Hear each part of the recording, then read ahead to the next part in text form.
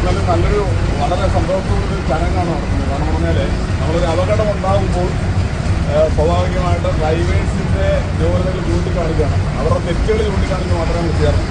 പക്ഷേ ഒരു സംയോജിതമായിട്ടുള്ള ഒരു ഡ്രൈവറെ ഇടപെടൽ മൂലം ജീവൻ രക്ഷിക്കുമ്പോൾ നമ്മൾ അതിനെപ്പറ്റി ചർച്ച ചെയ്യാറില്ല. പക്ഷേ അങ്ങനെ ഒരു സംഭവം ഇവിടെ നടന്നിട്ടുണ്ട്. ഇനി ഞാൻ കഴിഞ്ഞ ദിവസം രണ്ട് ജീവൻ, കാരണം പറഞ്ഞാൽ ഒരു അച്ഛൻ്റെ കുഞ്ഞിൻ്റെ ജീവൻ വളരെ സംയോജിതമായിട്ടുള്ള ഇടപെടലിലൂടെ രക്ഷപ്പെടുത്തുകയാണ് അശ്വിൻ ബസ്സിൻ്റെ കണ്ടക്ടർ ശ്രീ ഉണ്ണികൃഷ്ണൻ. അദ്ദേഹത്തെ ഞങ്ങൾ ട്രാഫിക് യൂണിറ്റിൻ്റെ പേരിൽ ഞങ്ങൾ പോലീസിൻ്റെ പേരിൽ ആദരിക്കാൻ ആഗ്രഹിക്കുന്നുണ്ട്.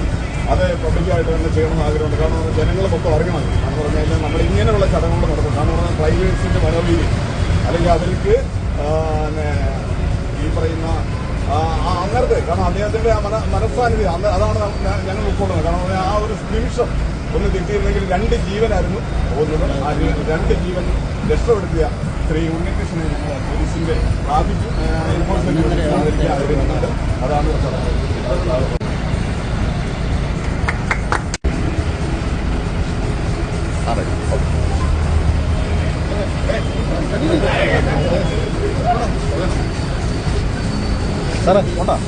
സാറേ